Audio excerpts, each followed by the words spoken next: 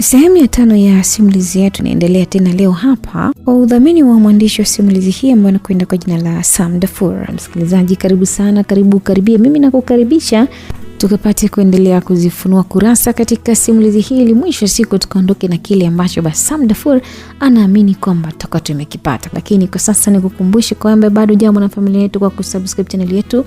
Hakikisha umefanya hivyo basi mapema kabisa, lakini pia usisahau turn on notification ili kupata ujumbe wa mapema kabisa pindi pale ambapo tunakuwa tumeweka maendelezo ya simulizi, lakini pindi pale tunapokuwa tumeweka simulizi mpya. Tufuatilie kwenye mitandao yetu yote ya kijamii kwa jina la Simulizi Zetu Media. Lakini kwa wewe ambaye unataka kuwepo na familia katika group letu la WhatsApp pale, basi tuma ujumbe kwenye namba yetu ya simu ya 0757 567253 na moja kwa moja basi utawekwa pale kwenye familia ya wapenda simulizi wenzako. Na mimi ambaye nakusomea simulizi hii, jina langu naitwa Tutu, na nataka kukukumbusha kwenye sehemu iliyopita ni kwamba bado tuko kwenye visanga vingi sana. Kumbuka sasa hivi kuna timu hii hapa ambayo ipo kwa ajili ya kufuatilia ile mawasiliano ya simu ambayo nani alikuwa anafanya mawasiliano na Mrs. Roman kabla hata hajafariki.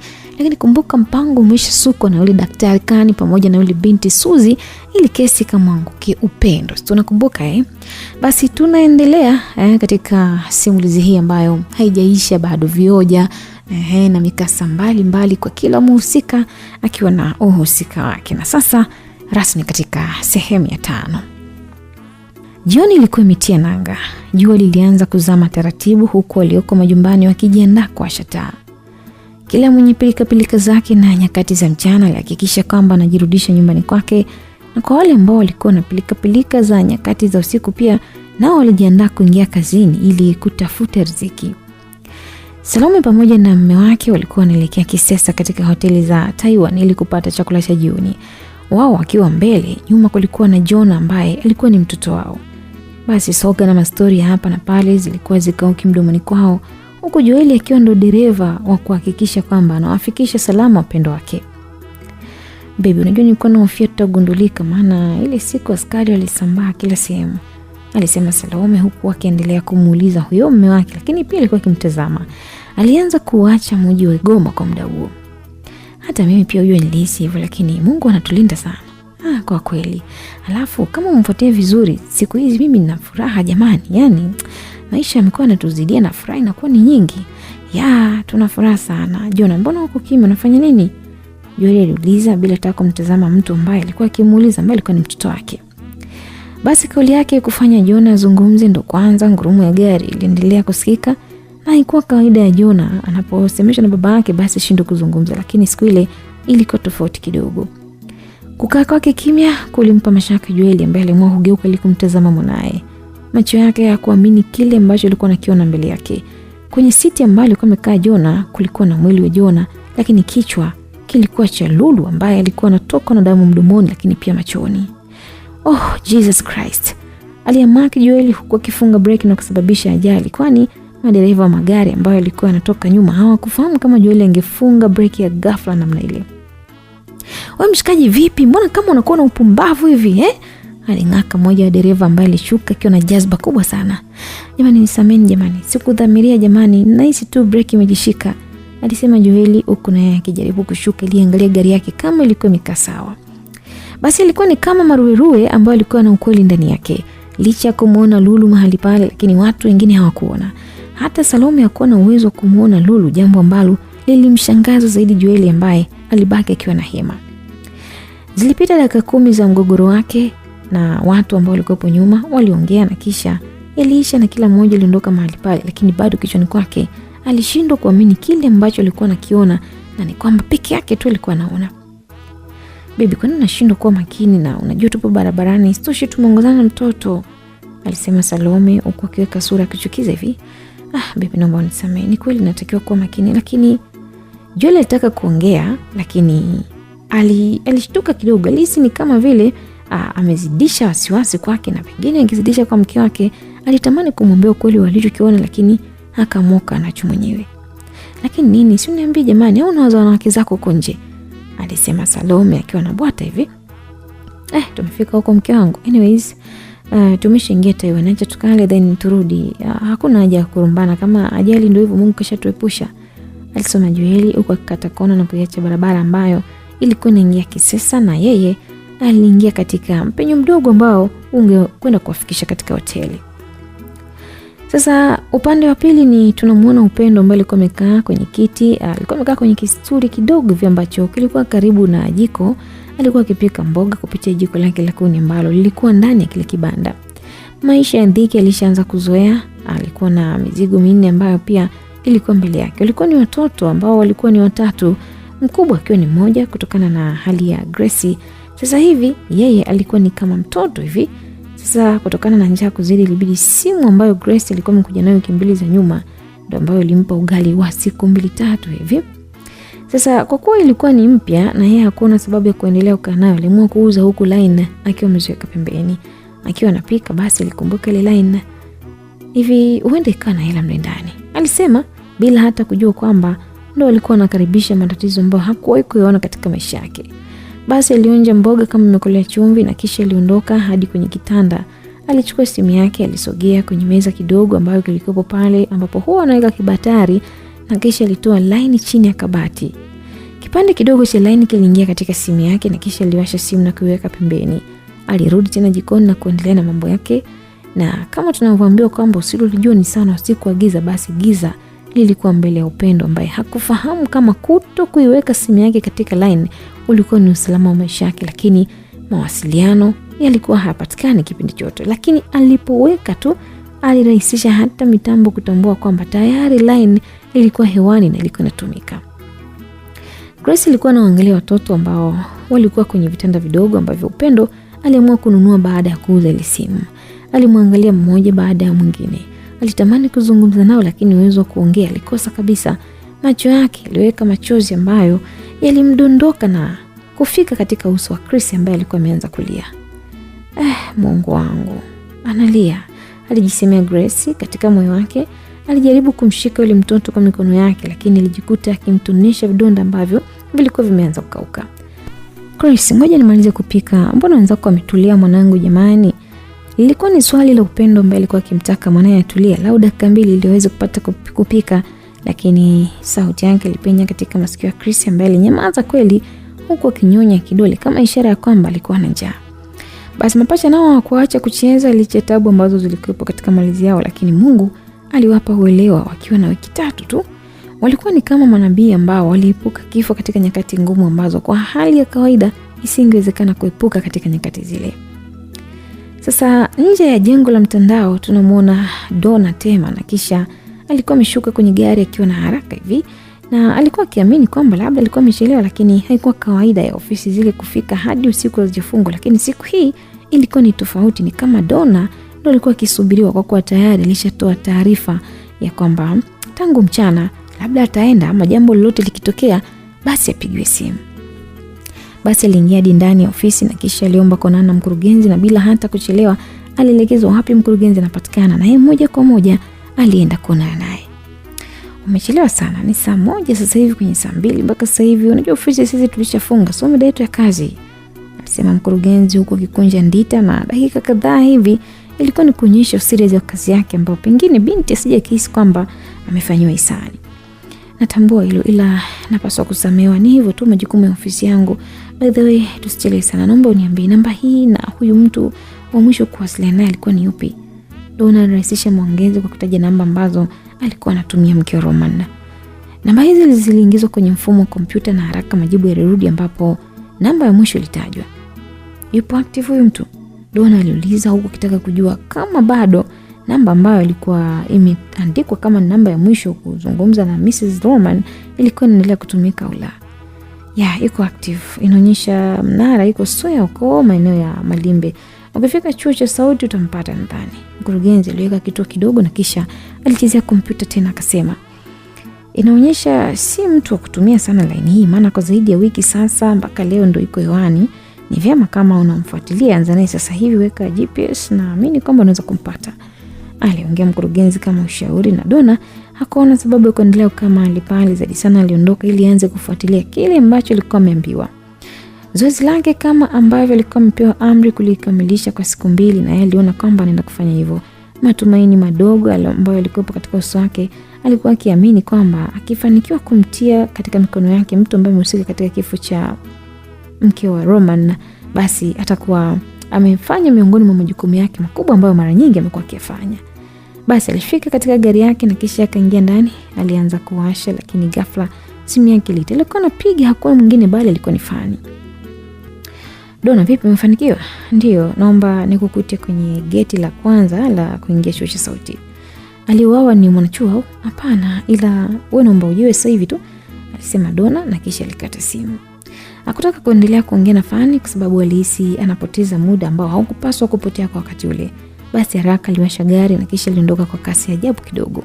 Sasa ni upande wa pili kwenye familia ya Joeli ambako walikuwa wamewekewa msosi, na msosi sasa ulikuwa umeisha mezani na kila mmoja alikuwa ameshiba kama ambavyo alitaka kushiba. Haikuwa kwa Salome, Joeli wala John ambaye alishindwa kula na kushiba chakula kile ambacho kilipikwa na wapishi hodari kabisa katika hoteli hii yenye hadhi ya kimataifa. Unajua sijawahi kufurahia msosi kama siku ya leo babe, alisema Salome. Akamwambia asante kwa dina hani. Aliongea na kisha alimkumbatia mume wake. Nisha kaidi kwamba kila siku utaniona mpya katika maisha yako, alisema Joeli huku akitaka aondoke mahali pale. As you know, tunaenda mbali. Let us go baba, tuondoke. Basi baada ya hapo waliongea na Joeli alitaka kumnyanyua John ambaye alionyesha kwamba amegoma kutokana na kupenda kuwepo pale katika eneo lile, lakini walikuwa wanatakiwa kuondoka kwa pamoja ili kuelekea Kisesa huko Butimba. Basi safari ilianza huku Joeli akiwa ndo dereva na pembeni yake kulikuwa na mwanamke ambaye alikuwa anampenda kupita maelezo, na nyuma yao kulikuwa na Jona ambaye ni mtoto peke yake ambaye alikuwa mbaki duniani. Kwa mwendo wa nusu kasi nusu taratibu alijikuta anaiacha Kisesa, na sasa walikuwa wanaingia Goma ambayo ilikuwa imeanza kuchangamka, haswa maeneo ya City Center. Umeona wanawake wasikuwa na haya wanavyojuza, alisema Joeli huko akimwonyesha mke wake wanawake ambao walikuwa pembezoni mwa barabara wakiwa wamevaa nusu tupu. Maisha magumu, pengine wanasomesha hadi watoto ujue, Salome naye alijibu huku akigeuka nyuma kuangalia, na aligeuka pia kumwangalia mtoto wake ambaye alikuwa amelala tayari. Kamanda mtimkavu kashalala muda mrefu, ila babe, unajua kujiuza nako nasikia kuna hela, Salome alisema kwa mara nyingine. Kama unasikia ni vyema usijaribu. Unajua kuna udangaji wa kitofauti sana. Huo ukaa barabarani hauna hela zaidi ya maradhi, na hapo watu wanafanywa tu bukubuku, sijui buku jelo. Sasa buku itakufikisha wapi jamani? Maisha yenyewe sasa hata pesa sabuni haitoshi.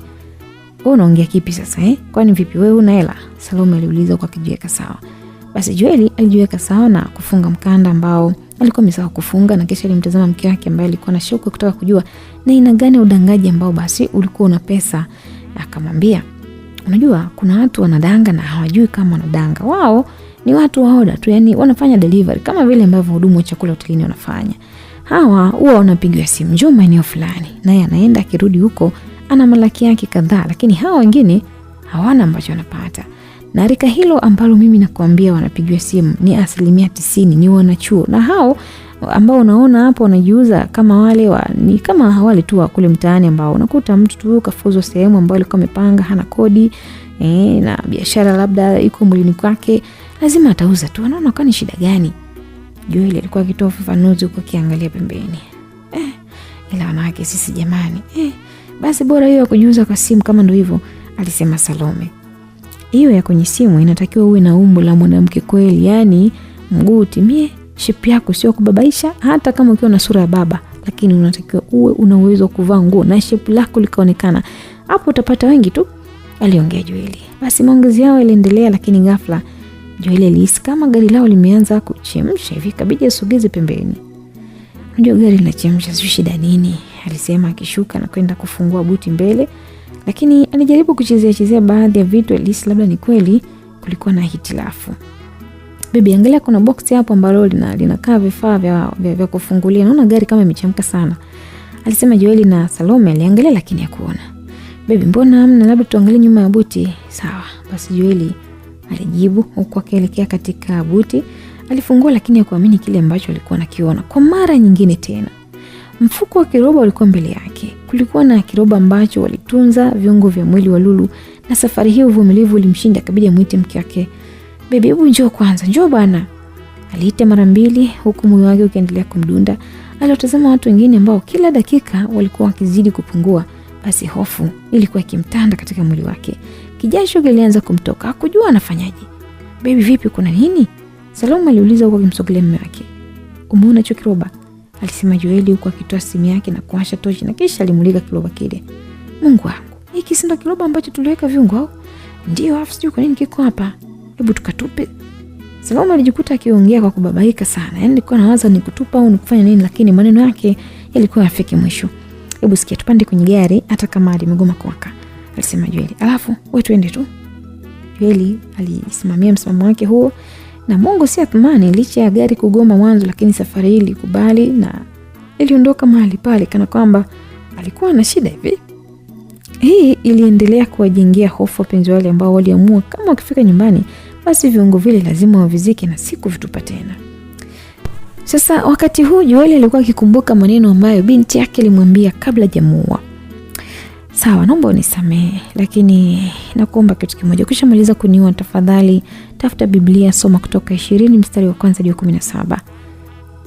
Haya ni maneno ambayo alikuwa akikumbuka ambayo binti yake Lulu alimwambia siku ile ambapo alikuwa akitaka kumuua.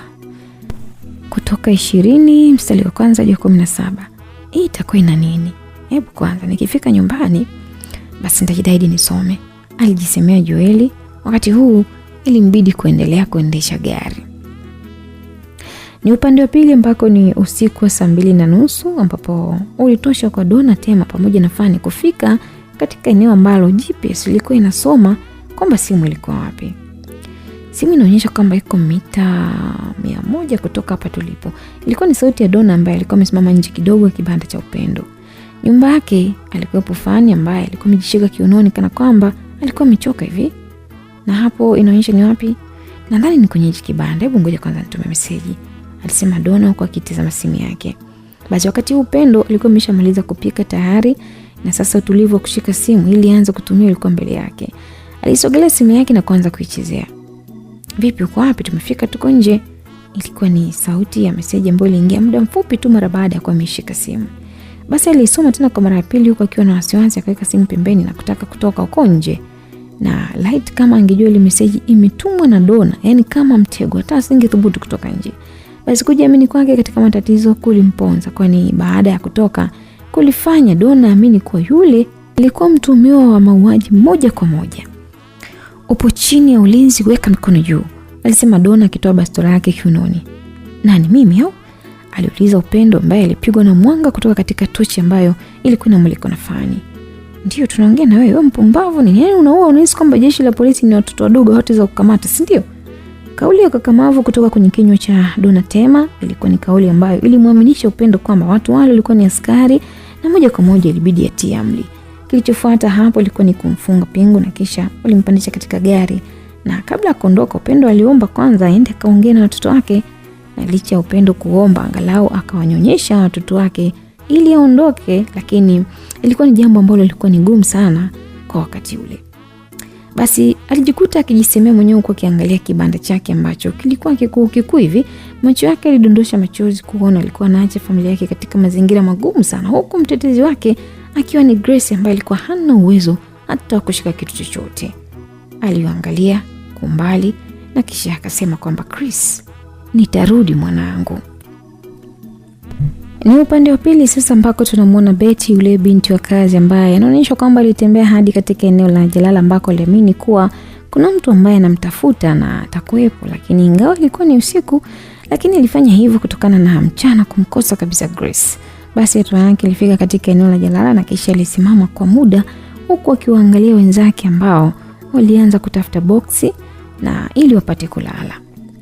Upande wa pili sasa ilisikika sauti ya mtoto akiwa anaugumia maumivu. Kidogo alijawa na wasiwasi. Alimtazama mtoto yule na kisha alimsogelea pale alipokuwepo, akamuuliza ni wapi ambako Grace alikuwepo. Na ilikuwa ni kama bahati, alitaka kwenda kuuliza swali hilo, lakini alikwenda kumuona mtoto ambaye alimuona upande wa kulia na hakuwa mwingine, alikuwa ni G. Kilio cha G kilitokana na kunyang'anywa ama kupokonywa pesa yake na Jaden, mtoto mkorofi katika eneo lile. Betty alimsogelea na kumshika huku akimsemesha sitamke kwamba G alipoteza uwezo wa kuongea na kusikia.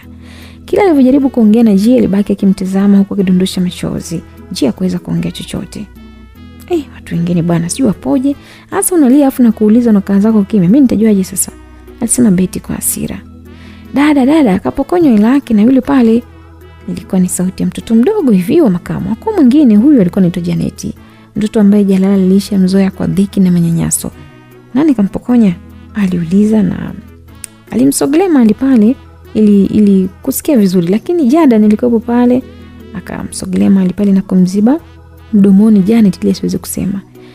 Wewe hapo sasa unataka kubisha nini? Rose alijibu, na Jaden kwa hasira kidogo alijitokeza huku kwenye upande ambako Betty alikuwa. Basi kimuonekano wa umbo, Betty alikuwa mkubwa kuliko Jaden na umri pia alimzidi kama miaka 3 hivi, lakini hii singefanya Jaden amuogope Betty kwa dharau. Alimsogelea na akamtemea mate. Wewe ndio unajifanya mtetezi wa wanyonge, si ndio? Swali la dhiaka litoka kwenye kinywa cha Jaden ambaye alikuwa amekunja ndita hivi. Unajua Mr. Kidharawe, Betty alisema huku akimnyosha kidole huyo Jaden. Yaani wewe mke wa Moringo sijua nani unanyosha kidole mimi? Oya, hebu msikieni huyu boy ananyosha kidole mimi. Hivi wewe unanifahamu vizuri? Jaden aliongea kwa sauti huku akiwaita wenzake ili waje wazunguke kushuhudia kama ataanzisha ugomvi ili akinukishe pale. Basi Jaden alimsogelea hadi katika sehemu ambayo Jill alikuwepo na kisha alimshika mkono na akamsogeza pembeni. Kwake alifahamu kwamba katika eneo lile hakuna ambacho kingefuata zaidi ya ugomvi. Dada kwa makini, huyo waga anatembea na visu, alisema Rose. Nawe Fala, ukiniona nakwambia jifanye msemaji wangu, endelea tu, utakuja uhame kwenye hili jalala. Ngoja kwanza nimsagisagi huyu mnayemuita dada na hela mpati wala nini. Mkora dume basi ulichimbwa na huyu kijana ambaye alikunja ngumi. Basi akili ya Betty ilimkataza kupigana, lakini mwili wake uligoma kabisa alipokumbuka dharau ya kutemewa mate na huyu kijana. Alijikuta akisema kwamba hebu nisikilize, hiyo hela yake utarudisha au utarudisha? Ilikuwa ni swali ambalo lilikuwa linamaanisha kwa muulizaji, lakini mjibuji aliweka dhiaka ndani yake. Kama mjui Jaden ni nani, basi jaribu uone, alisema Jaden mwenyewe kwa kiwaangalia vijana wengine ambao walikuwa kando yake, ambao walikuwa wakimwimbia na kumpongeza kwa ujasiri ambao aliuonyesha mbele ya Betty. Basi Jaden alikuwa ni mtu wa kurupushani tu na ngumi muda wote. Ugomvi na maneno ya hapa na pale kwake hakuwahi kumwogopa mtu yote. Alipendelea zaidi kupigana kuliko mchezo mwingine wote katika maisha yake, jambo ambalo lilifanya watoto wengi wanamwogopa. Kila mbabe huwa na mbabe wake, na ndivyo ambavyo ilikuwa kwa kijana yule ambaye alianza kurusha ngumi zake 2 kwa Betty ambaye alizikwepa na kupunguza nguvu kasi. Watoto wengine baada ya kuona ngumi zimekwepa sasa walitambua wazi kwamba mahali pale palikuwepo na mtanange wa kufa mtu. Ilibidi wakae mkao wa kula ili washuhudie vizuri kile ambacho kilikuwa kinaenda kuendelea. Macho yalipeleka taarifa katika ubongo na huko zilitafsiriwa kwa muda, na majibu yalikuja kwamba msichana ambaye yuko mbele yake alishiba ugali kisawasawa. Ngumi lenye mfanano wa kofi lilirushwa kutoka katika mkono wa kulia wa Betty na kutoka katika uso wa Jaden ambaye aliumba kidogo. Wakati anajiandaa kukaa sawa, ngumi nyingine ya pili ilirushwa na kutoka katika pua yake, hali ambayo ilifanya damu nyingi sana kudondoka bila mpangilio. Ngumi 2 zilitosha kwa Jaden kutokuwa mvumilivu. Alijikuta anaanza kulia na hata ukakamavu wake wote ulikuwa umetoweka. Jambo ambalo liliwashangaza wengi na vijana wengi mahali pale ilikuwa ni kuona Jaden leo akilia na akiwa amepigwa. Haya, toa hiyo hela, alisema Betty ambaye alimsogelea Jaden na kumpiga roba katika mwili wake. Kukuruka kara zilichukua dakika 2 tu, na ghafla sauti ya Jaden ilibadilika kutoka kuongea kawaida mpaka kukoroma. Ibilisi aliendelea kutawala mahali pale huku akiwapa nguvu watoto kuimba na kumkashifu Jaden ambaye alikuwa ametoa macho kama mtu ambaye anaangalia filamu hivi, lakini macho ya Jaden yalikuwa mekundu mno. Kila alivyoambiwa atoe hela aligoma, jambo ambalo lilimfanya Betty apeleke mkono mfukoni na kutoa 10,000. Haya, sasa siku nyingine heshima kubwa mbwa wewe, Betty aliongea akimwacha Jaden ambaye alihema kama mbwa. Ulimi wote ulikuwa nje, alikuwa amechoka kulikweli. Kumbe wewe boya unapigwa na demu. Oilo.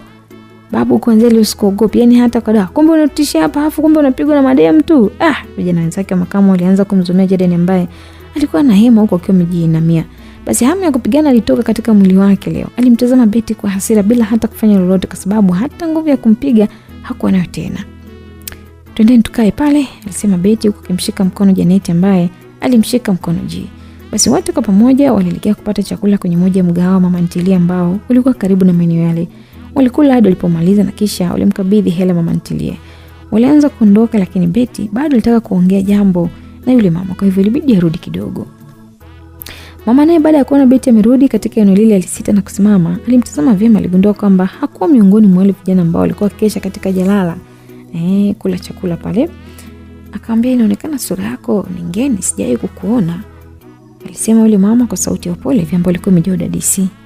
Ndio mamangu, mimi sijawahi kuwa hapa na huenda hapa yakawa ni makazi yangu kwa sasa labda, Betty alisema. Kwa nini?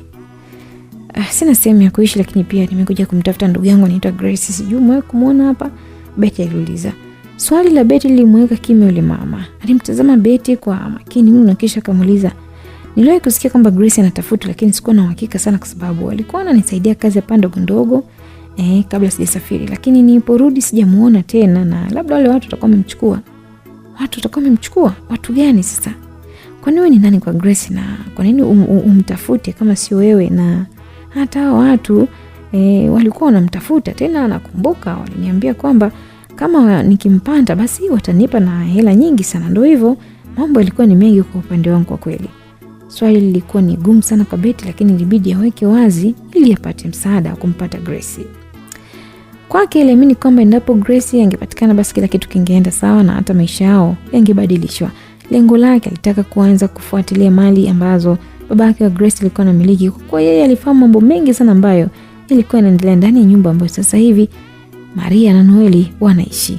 Basi alimsimulia mama ntilie kisa ambacho kilijaa simanzi sana na huzuni mpaka alipomaliza.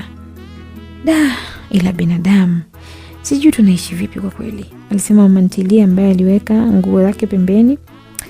Unajua, binafsi nimekuelewa sana, lakini hapa likuja gari ambalo lilikuwa linasimama karibu na ule mti mara nyingi sana, na sasa ilikuwa ni usiku, kwa hivyo nilikuwa sioni ule mti ule. Ndo gari lilisimama pale na kila siku ilikuwa linamtafuta Grace, mama ntilie alisema tena. Gari ilikuwa rangi gani? Aliuliza Betty, ambayo ilibidi sasa mama ntilie ataje rangi pamoja na plate number ya gari. Huyo sasa si ndo Maria na mume wake? Basi takuwa amempata Grace ya kwanza. Lakini basi kabla hajamaliza kuongea, Rose ambaye alikuwa anasikiza maongezi yao alikuwa pale muda mrefu, akadakia kwamba Grace, Lulu aliondoka hapa na G ambaye pia ni huyu hapa, na kwa bahati mbaya namuona tu G peke yake, hata yeye pia hazungumzi chochote wala sikii. Kama sio Lulu na huyo Grace wametekwa, sijui, maana hata ile siku walipewa chakula na kaka pale wa kwenye chips, na yeye pia sijamuona, alisema Janet. Kwa hiyo unataka kusema waliondoka wote, si ndio? Ilikuwa ni swali kutoka kwa Betty. Ndio, wote waliondoka. Sijui hata tunafanyaje jamani, alisema Betty huku akishika kiuno chake na alikuwa akitafakari. Unajua sasa hivi ni usiku, labda kesho asubuhi mimi nitafungua hapa, nitakuja hapa, lakini nitakuwa nipo tayari kuwasaidia, mama ntilie alisema. Basi kauli yake ilikuwa ni kauli kama ya Yesu mkombozi mbele ya wana wa Israeli ambao tayari walikuwa wanashindia mkate jangwani, kwa anarudisha matumaini kwa Betty ambaye angeenda kumsaidia kumpata huyo Grace. Kumbe ukweli wewe unasaidia, alijisemea moyoni akimtazama mama yule. Lakini mama, unajua mimi au sisi hatuna sehemu ya kulala, sio unatusaidiaje? Kulala sio tatizo, nimetoka kumzika mtoto wangu juzi tu hapo, alikuwa anacheza tu na hawa muda wote, lakini kama ni kulala twendeni tu kwangu, yule mama alisema, na kisha alielekeza kina Janet wakae sehemu akimsubiri ili amalize kuuza chakula halafu aende nyumbani kwake. Wewe mama Nyasato, mambo gani bwana, muda wote tunakaa hapa tunasubiri maji hata uleti? Mteja mmoja ambaye alikuwa amekaa katika meza ya chakula alikuwa akilalama. Na kuja jamani, mama ntilie ambaye alikuwa anaitwa kwa jina la mama Nyasato alisema, na kisha alikimbia na mteja alikuwa akimkimbilia yule mteja haraka sana. Basi tunatoka kule tunakuja upande wa pili ambako tunamuona Noeli ambaye alikuwa amekaa sebuleni akicheza simu yake. Maria mke wake alikuwa jikoni akipika chakula ili wapate kula. Basi runinga iliendelea kurusha matangazo ambayo yalikuwa yakipuuziwa na Noeli ambaye alikuwa busy kutazama simu yake. Kila alipochezea simu ndivyo ambavyo uso wake uliweka tabasamu muda wote. Ni wazi kwamba alikuwa na chati na mtu ambaye alikuwa naye karibu sana. Unajua pengo la mtu huwa alizibiki, na hata kwa dawa haiwezi kuwa hivyo, na ndivyo ambavyo ilikuwa katika nyumba ile kubwa kiasi ambayo ilikuwa imemkosa mtu kama Betty, mfanyakazi hodari wa muda wote. Na hata kama waliishi kwa furaha, lakini kuna muda Maria alitamani uwepo wa Betty mahali pale. Basi akiwa jikoni alimuita Noeli mara mbili, lakini kimya kilimjibu. Hali ilimfanya apate jazba muda wote, na alitoka akiwa amefura. Alifika hadi sebuleni ambako alimtazama Noeli ambaye hakuonyesha kujali uwepo wake katika eneo lile. Basi alimsogelea na kumpokonya ile simu. Yaani mimi nakuongelesha huko busy tu na simu, mimi si unisikii, si ndio? Aliongea Maria kwa jazba kidogo. Oh love, I'm sorry, nilikuwa nacheza game. Noeli kabla hajamaliza kutoa maelezo ya kile ambacho alikuwa anakifanya katika simu, ghafla simu ilipokonywa na iliingia meseji. Unacheza game sio? Kwa hiyo mimi huko ndani sina umuhimu wote. Mimi, alisema Maria akitazama simu. Hakutaka kuendelea kuzungumza baada ya kuingia meseji ya pili. Two new message from Karen. Karen ndo nani? Huyu ambaye anakukeep busy muda wote afu unasema unacheza game ni nani? Aliuliza Maria akisoma taarifa ambayo alihisi kwamba ilikuwa katika simu ya Noeli. Sasa hili lilikuwa ni swali gumu ambalo Noeli alihitaji ujasiri wa hali ya juu ili apate kujibu. Alikumbuka kwamba kabla ya kupokonywa simu alikuwa akiwasiliana na Karen kuhusu mtoto ambaye alikuwa amezaa na Upendo. Sina maana hiyo, alisema Noeli akitaka kujitetea, lakini alichelewa kwa sababu Maria alifungua ile meseji. Alianza kusoma meseji moja baada nyingine. Na uzuri ni kwamba Noeli hakuwa mtu wa kutunza sana meseji katika simu yake, na ni kama alikuwa anajua kwamba siku moja huenda akakamatwa. Sasa leo 40 yake kweli ilikuwa imetimia. Kumbe una mtoto na unataka kwenda kumchukua, si ndio? Aliuliza Maria akiwa na jazba mno. Kijasho chembamba kilianza kumtoka Noeli ambaye alianza kupiga magoti ili apate msamaha, lakini kwa wakati ule ilikuwa ni ngumu mno. Naomba unisikize Joel, nisikize vizuri sana. Naomba uniambie nini ambacho wewe umekuwa ukihitaji kutoka kwangu kukosa? Pesa sije kukupa, mapenzi sije kukupa Noeli, ama nini ambacho mimi sijafanya jamani? Aliongea Maria, na safari hii sasa alianza kulia. Mimi sikupenda, ndo maana nilikuwa naficha hiki kitu. Mimi sikutaka uteseke, ndo maana niliweka pembeni mambo ya mtoto Maria, alisema Noeli huku akipiga magoti. Bado haijatosha. Yaani sijaridhika na wewe maelezo yako. Hebu listen. Mpigie huyo mbwa ambaye anaitwa Karen sasa hivi. Lengo nini sasa jamani, kama maelezo kuhusu mtoto si nimeshakupa, alisema Noeli kwa kufoka kidogo. Nimesema hivi, hayo maelezo mimi hajanitosha. Nahitaji kujua ni mtoto yupi na anapatikana wapi, na kama inawezekana tukamchukue. Nimekubali haya yote. Maria aliongea kwa upole kana kwamba alikuwa akihitaji kweli kumchukua mtoto kwa lengo la kutaka kumlea, lakini ndani ya moyo wake na nafsi yake, nafsi ya mauaji ilikuwa inazungumza. Alihitaji kumpata mtoto ambaye Noeli alikuwa naye kwa lengo la kumpoteza katika uso wa dunia. Hakupenda kuona Noeli anakuwa na kizazi kingine nje ya kile ambacho alikuwa amepanga wao wakiwa wawili. Basi aliongea mambo mengi na hatimaye Noeli alifanikiwa kumpoza Maria ambaye alipoa baada ya kupewa namba ya Karen. Basi alipiga simu ya Karen na Karen alipokea simu na kisha aliongea kwa zaidi ya dakika 5 huku muongeze akitaka Maria atoke na mume wake hadi chuo cha sauti, na baada ya hapo aanze safari kuelekea nyumbani ambako Upendo alikuwa anaishi ili aweze kumchukua mtoto. Sawa basi, tupe saa moja tutakuwa hapo, alisema Maria. Sawa, alijibu Karen na simu likatwa na safari ya kuelekea Malimbe ikawa imeanza. Sasa upande wa pili ni kwamba mahojiano baina ya Donna Tema pamoja na Upendo Joshua yalikuwa yanaelekea katika chumba kidogo ambacho kilikuwa mahususi kwa ajili ya mahojiano, na hapo ndipo ambapo walikuwepo na sasa walikuwa wakizungumza. Kwa nini unamiliki laini ambayo haijasajiliwa kwa jina lako, na ni kwamba utambue hilo kwamba ni kosa, alisema Donna huku akiema kwa nguvu na kumshika Upendo nywele zake. Kosa langu kama ni kumiliki line ni sawa, lakini mimi sijahusika kwenye masuala ya vifo. Yaani ningesema nisimulie yote ambayo ametokea muda mfupi, sidhani kama hata nitakuwa na muda wa kumaliza jamani. Upendo naye alionyesha ukomavu wa akili kidogo. Kwamba una maana gani? Donna aliuliza na alisogea kwenye kiti na kukaa. Tuongee kama marafiki. Unamfahamu mtu ambaye anaitwa Roman? Ilikuwa ni swali kutoka kwa Donna ambalo lilipenya kwenye ngome ya masikio Upendo. Hapana, mimi simfahamu. Sije kumsikia hata siku moja. Unaishi wapi na ndugu zako wako wapi? Mimi ni mwanafunzi, niko sauti hapo Mwanza nasoma mwaka wa pili, lakini mambo yangu yako sawa. Kwa nini? Aliuliza Donna Tema, na ikabidi Upendo amsimulie kila kitu akiamini kwamba labda kufanya vile kungemweka huru. Alianza kusimulia namna ambavyo amekutana na Grace hadi anarudi kwa mara ya pili kuulizwa kuhusu watoto, na hata mara ya 3 ambayo alirudi akiwa na simu mkononi. Kwa simu iko wapi? Swali la Donna lilimfanya Upendo akae kimya kwa muda huku akifikiria kuhusu simu ambayo alikuwa ameshaiuza. Njaa bwana alinifundisha kuuza kitu ambacho naweza kukinunua. Yaani ndivyo ambavyo nilifanya. Jibu la Upendo lilimfanya Donna tambue kwamba simu ilikuwa imeuzwa. Ina maana simu umeuza? Ndio nimeuza.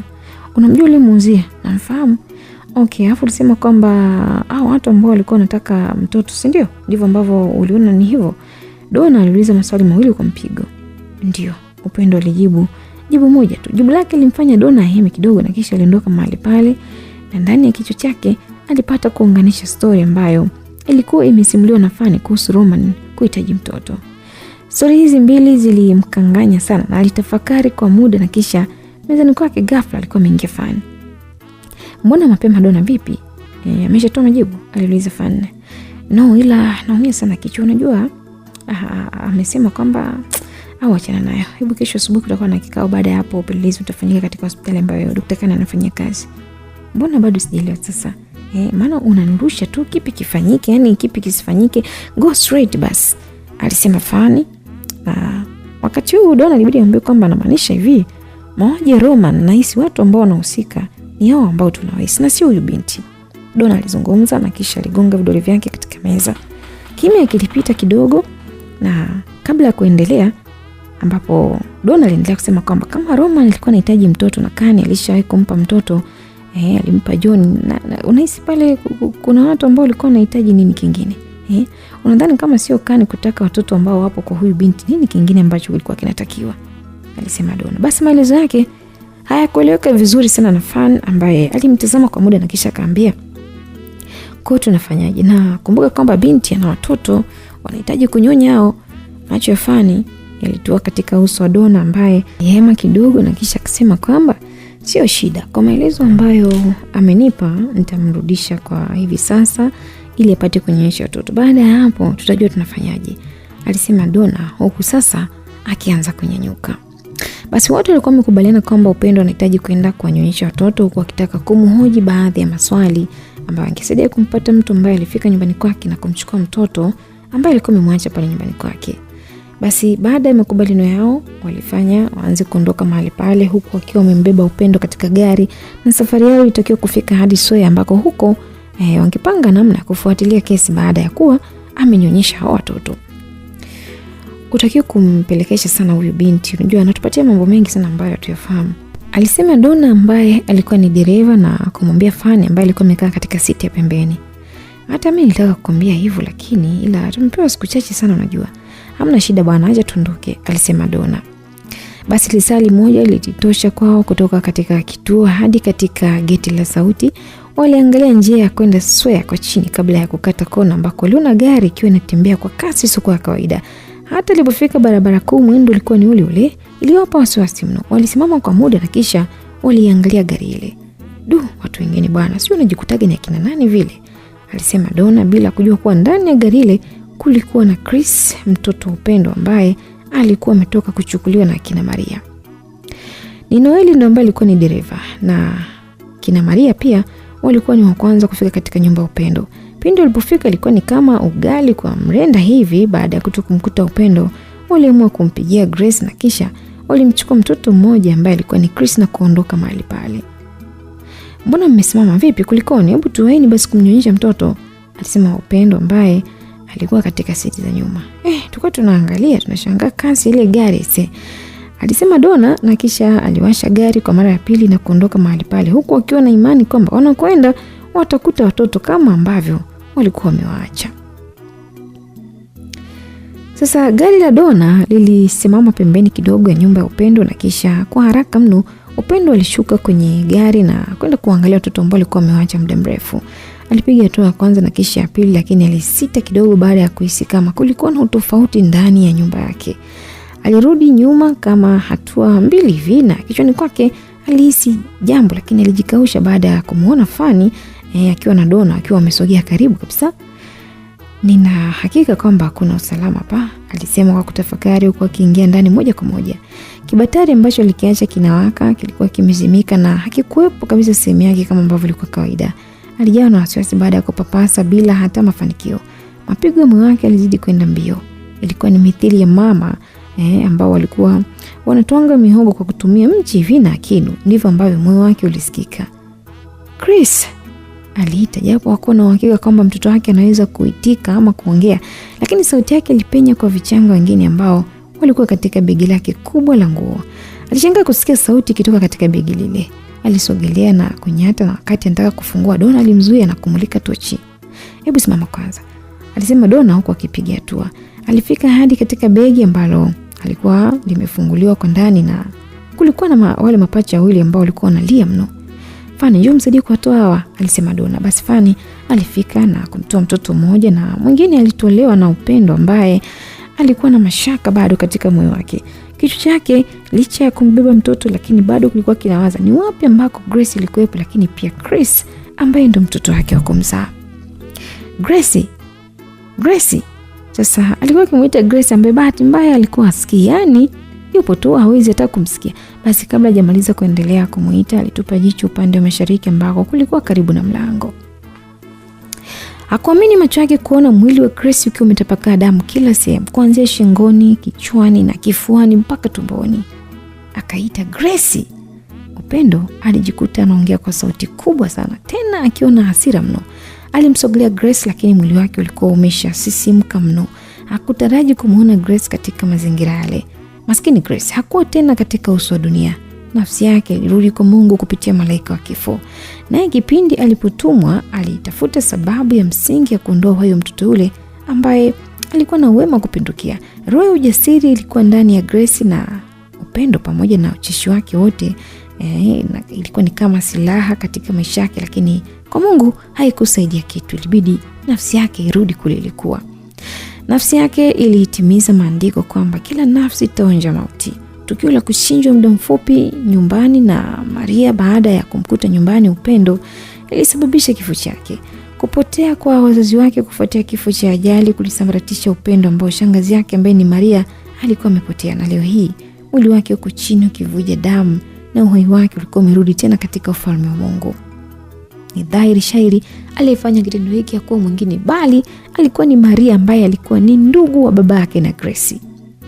Upendo alishindwa kuvumilia maumivu ambayo alikuwa anapata kwa wakati ule. Ilibidi akabidhi mtoto kwa Donna na kisha msogelee Grace. "Wewe Grace, hivi kweli umekufa au?" aliuliza, na alikuwa akiuliza Upendo kwa kutetemeka mwili kutokana na kupata jasho. Macho yake ilishindwa kabisa kustahimili maumivu ambayo yalikuwa yameibuka ghafla. Ilikuwa ni baada ya kujua kwamba maisha ya Grace yalikuwa hayapo katika ulimwengu tena na alikuwa amefika tamati. Alianza kuporomosha machozi ambayo kiukweli hayakuwa na mfano. Na licha ya Grace kupoteza uwezo wa kusikia na kuongea, lakini Upendo alitokea kumpenda na kumthamini sana binti yule. Lakini pia alimjali kwa kila namna. Lakini leo hii anashuhudia mtu ambaye alimpatia watoto wawili wakiwa katika matatizo eti hawapo tena duniani. Grace hayupo, lakini wakati huu mtoto wake Chris hajui yuko wapi na wapi atamuona.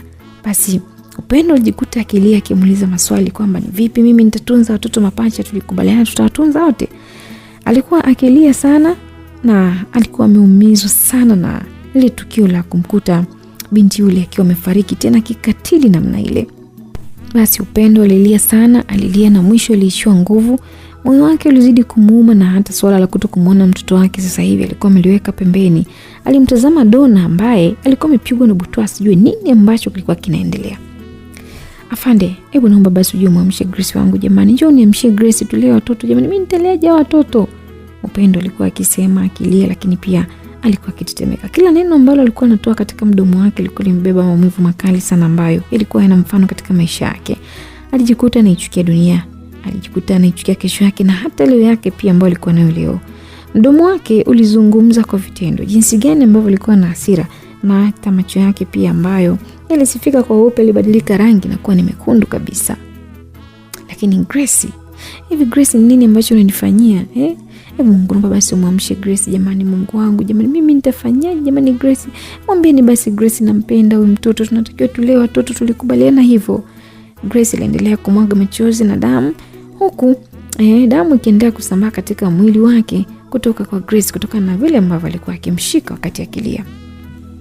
Wakati wote Fanny alikaa kimya kwa muda huku akimwangalia Donatella ambaye alishindwa hata la kufanya.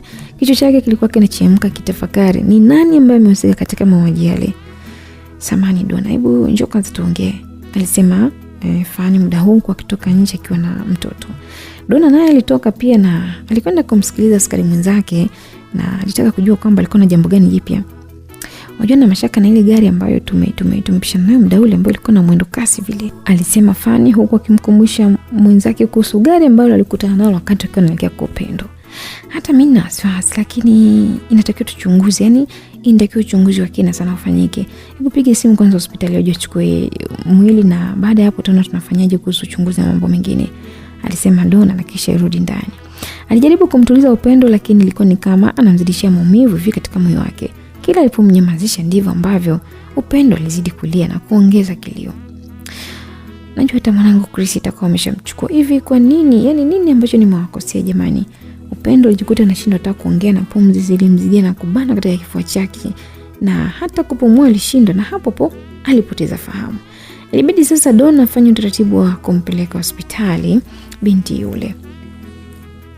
Sasa upande wa pili, Joel alikuwa amefika nyumbani kwake tayari na alikuwa amesimamisha gari yake sehemu ya parking ambako kulikuwa na magari zaidi ya 3 hivi yenye thamani tofauti. Basi alimwangalia Salome ambaye alikuwa na mtoto mdogo katika gari. Yaani Jona kwa kulala, kanishinda tabia mtoto. Alisema Joel huko akiweka tabasamu. Muache bwana. Yaani mtu mwenyewe ni mdogo jamani, ameshalala bwana, muache. Alisema mke wake ambaye alikuwa akielekea ndani. Na hebu naomba uje na koleo, nataka nikachimbe kwa hapo nyuma, alafu naomba uje na jembe. Alitoa maelezo Joel na kisha rudi katika buti ambako alifungua kiroba ambacho kilikuwa na mwili wa mtoto wake. Alikuta kama ambavyo ilikuwa kawaida na aliangalia vizuri tena kwa umakini mno. Alikuwa akifungua mpaka kwa ndani kwake, kisha vile vitu vyote vipo. Harufu ya maiti ilitoka nje na yeye hakujali hilo, alifunga tena akaingia ndani na kisha alibadilisha nguo na kupitia store kuangalia vifaa ambavyo alimwambia mke wake vichukue. Alipoona vipo alijua kwamba mke wake atakuwa amechukua na vipo nje. Basi alitoka huku akiwa na nguo za kazi ambazo zingefanikisha kufikia viungo vya mtoto wake. Katika kichwa chake maswali yalikuwa na randaranda, hasa kuhusu matukio ambayo yalikuwa yametokea muda mfupi, lakini hakutaka kuyapa nafasi sana kwa kuamini kwamba ilikuwa ni matukio mabaya ambayo yatasababisha basi aanze kuishi bila amani yeye na mke wake. Kwa hiyo unaenda kuchimba wapi? Aliuliza Salome. Si hapo nyuma karibu na sinki ya choo. Sawa basi ngoja na mimi nije au nikusubiri ndani. Utavuna unafaa, lakini kama unapenda kuwa mpweke basi rudi zako ndani, ila kama unaona ni vema uwe na mimi bora uje tu. Alisema Joel na Salome akaona sababu ya kurudi ndani, badala yake alikwenda kumsaidia mume wake ili aweze kuchimba shimo ambalo wangefukia vile viungo vya Lulu. Wakati huo wote kimya kilikuwa kimetawala eneo zima la Butimba. Hakukuwa na ukelele ambao ulisikika, sio wa bodaboda wala wa gari, na hata watu pia walikuwa hawasikiki tena. Na hii ilitokana na hali ya hewa ambayo ilikuwa angani. Mvua kubwa ambayo isokuwa na mfano wake ilikuwa imetanda karibu Butimba nzima. Joel aliendelea kuchimba shimo taratibu, lakini ghafla manyunyu yalianza kumdondokea. Mvua tena jamani, hebu nifanye haraka, alisema huku akimwangalia mke wake ambaye alikuwa amejikumbata kutokana na baridi. Baby, fanya haraka bwana, nimeanza kuhisi baridi, alisema Salome. Jembe liliendelea kutoa katika ardhi hadi ambapo kina sahihi kilipopatikana. Joel alisimamisha zoezi la kuchimba shimo na kisha rudi ndani katika gari na alikwenda kuchukua viungo vya mwili wa Lulu akavipeleka sehemu ambako alikuwa amechimba shimo.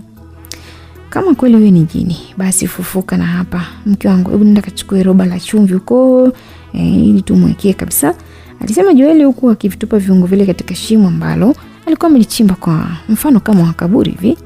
Salome aliinuka na kwenda jikoni, akarudi pamoja na chumvi ambayo ilikuwa katika mfuko. Alimkabidhi Joel ambaye aliweka katika shimo na kisha alifukia. Na hadi hapa bila shida tutakuwa tumeshamaliza kuzika, alisema Salome ambaye alisogea kwa pembeni baada ya kuona mvua imeanza kuwa kubwa. Kwa kweli yani wanawake wengine sio ni makabila gani, yani mtoto unamzika lakini bado anakuwa ni mgumu, alisema Joel na yeye pia akajitahidi kusogea pembeni.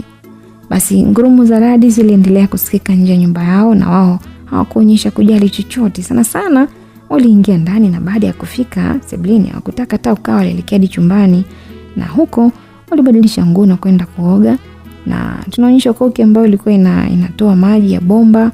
Vijana wa mjini wanaita maji ya mvua, ilianza kutoa maji kama ambavyo ilikuwa desturi kwa wapenzi wengi pindi wanapokuwa wanaoga pamoja vyoo vya ndani, basi upenda kusuguana katika njia zao. Na ndivyo ambavyo ilikuwa kwa Joel ambaye alikuwa akimsugua mke wake kwa raha kabisa. Basi maji ilikuwa yanadondokea chini na kisha yanaingia katika tundu ndogo na kisha yanapotea. Sasa ilianza kubadilika rangi kutoka kwenye weupe hadi maji yale kuwa mekundu. Hakuna ambaye alikuwa ameona tukio lile. Wote wawili waliendelea kuoga huku akicheka, lakini ghafla sabuni ilikuwa imeteleza na kudondokea chini. Ilibidi Salome aitazame. Hakuamini kile ambacho alikuwa anakiona katika mapaji yake. Ilikuwa ni damu ndo ambayo ilikuwa inatoka. Mume wangu, mbona damu? alisema kwa maki kidogo. Ajabu iliyoje! Damu hili ilikuwa inatoka katika sehemu zake za siri, lakini haikuwa imeambatana na maumivu, kitu ambacho kilimfanya dhani labda ilikuwa ni damu ambayo imetokana na kushika viungo vya mwili wa marehemu Lulu. Damu imetoka wapi jamani? Kwani umeumia?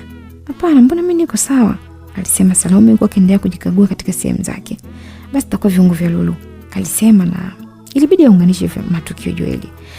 Hili lilikuwa si tukio la kupuuzia hata kidogo, lakini kwa upande wao, kwa kuwa walishakuwa wamesafisha maji na damu yote ilikuwa imetoweka, waliona kama wamaliza kila kitu.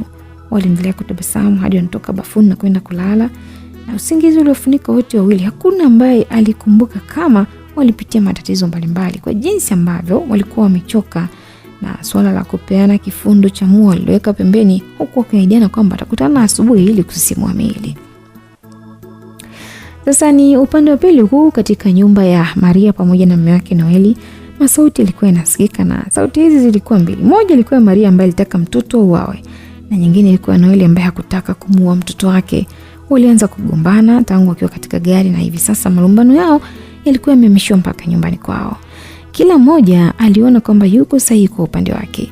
Maria aliona yuko sahihi kwa sababu kulea mtoto ambaye si damu yake ilikuwa moja ya jambo ambalo alipanga katika maisha yake, na kwa kuwa pia alikuwa na mipango ya muda mrefu ya kimkakati na Noeli, basi walitakiwa kutafuta mtoto wao wenyewe na si kuwa na mtoto mwingine nje hapo. Upande wa Noeli, yeye aliamini kwamba kuwa ni dhambi, ingawa ameshiriki katika mauaji mbalimbali, lakini kuwa damu yake ilikuwa hapana. Kwa kweli ni jambo ambalo lilimuumiza sana.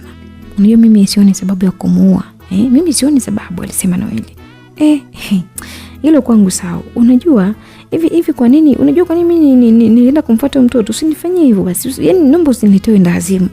Maria ambaye alikuwa ameshika nyundo alikuwa akisema. Basi mtoto alikuwa yuko kwenye sofa akilia. Malumbano ambayo alikuwa yanaendelea mahali pale ni kama malaika alimwambia kwamba yeye ndio alikuwa anajadiliwa kwamba wawe ama si wawe.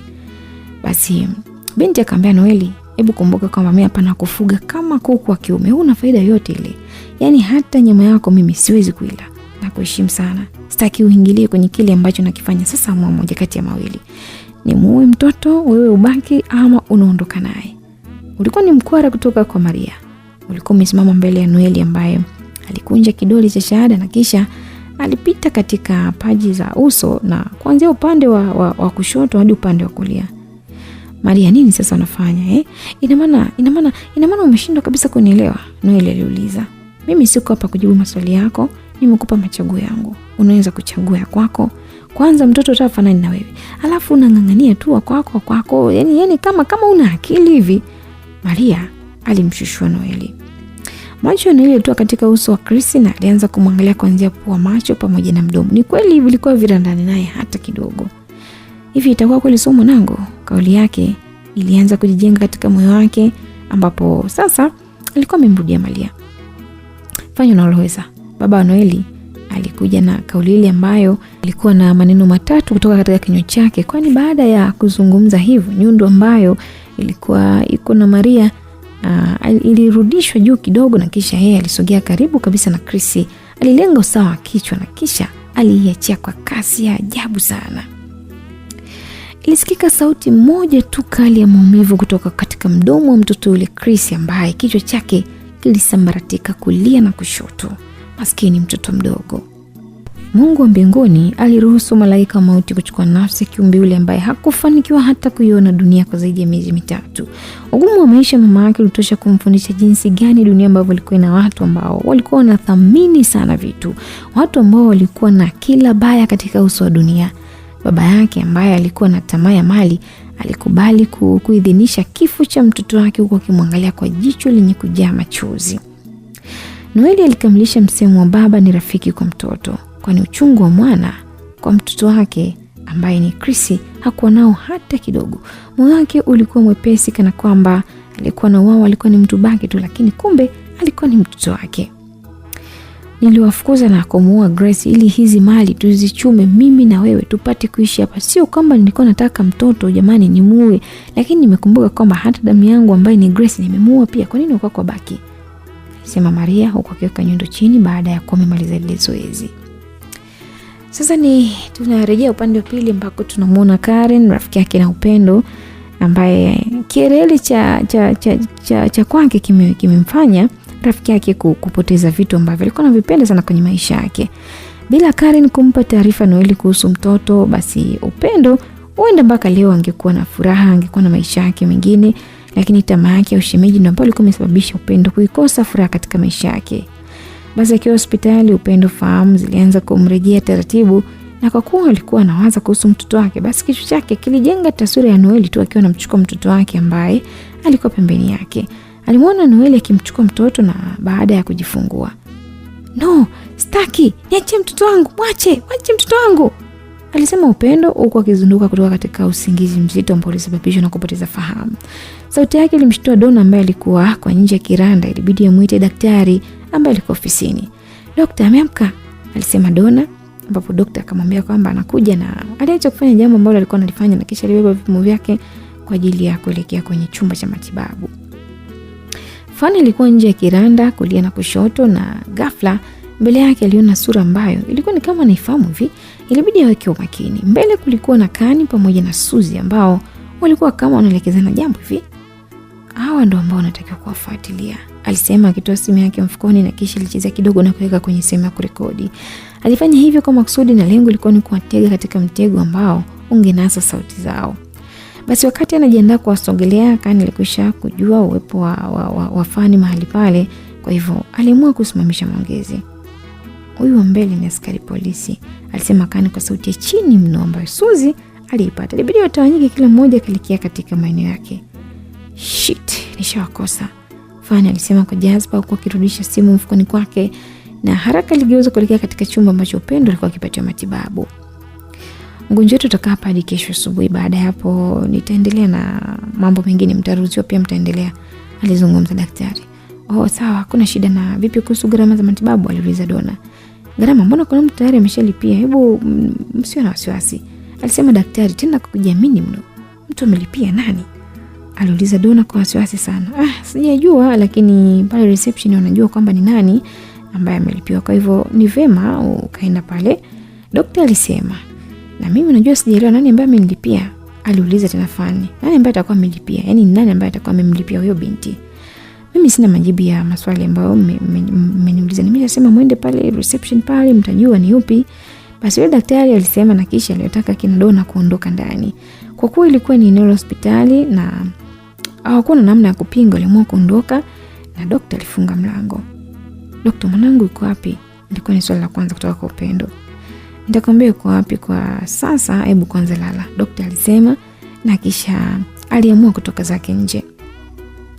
Basi alisimama mlangoni kwa nje kabisa na kuangalia upande wa mpokezi ambako aliona Donna na Fani wakiongea na mtu ambaye alikuwa mahali pale, ambaye alikuwa akifanya nao mahojiano. Aliingia katika chumba chake na kuweka vipimo mezani, na kisha alitoa simu yake ambayo ilikuwa inaita. "Yule mgonjwa bado yupo na ametolewa na wale askari au?" ilikuwa ni swali, na ilikuwa ni sauti ambayo pia ilikuwa imeshiba kiasi. "Bado yupo Dr. Kani, alafu waliniulizia kuhusu kulipia, nikasema kwamba kuna mtu amelipia," daktari alisema. "Safi, naomba umtoe katika hicho chumba umlete mochwali. Huyo ana ushahidi wetu kuhusu mauaji na mambo mengine ambayo yamefanyika anayajua," alisema Kani, na kisha alikata simu. Kani alitambua kwamba Upendo alikuwa mahali pale, kwani yeye ndiye ambaye alimpokea wakati yuko mahututi kupitiliza. Na yeye baada ya kugundua hilo alianza kulipia huduma zote za matibabu, na kisha alipanga njama ya kumuua. Donna na Fani ndio ambao walikuwa watu pekee ambao wana uwezo wa kumuokoa Upendo katika kifo hicho ambacho sasa kilikuwa kimepangwa kutokea katika eneo la mochwari. Na msikilizaji, hapa tunafika tamati katika sehemu ya 5 ya simulizi yetu hii.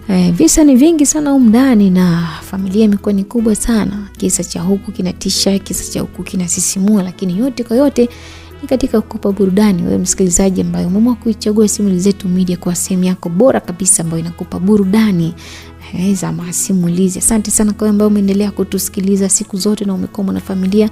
Niendelee tu kukumbusha ku turn on notification kwa ambaye tayari ni mwanafamilia wetu, lakini kwa ambaye bado ni mgeni hakikisha umesubscribe, lakini pia kwa umoja wetu tusiache kuandika comment hapo chini mara baada ya kuwa umesikiliza kila episode katika simulizi hii na ukasema kipi kimekufurahisha, lakini pia ukatuambia basi unatusikiliza kutoka wapi. Jina langu naitwa Tutu, tukutane katika simulizi inayofuata.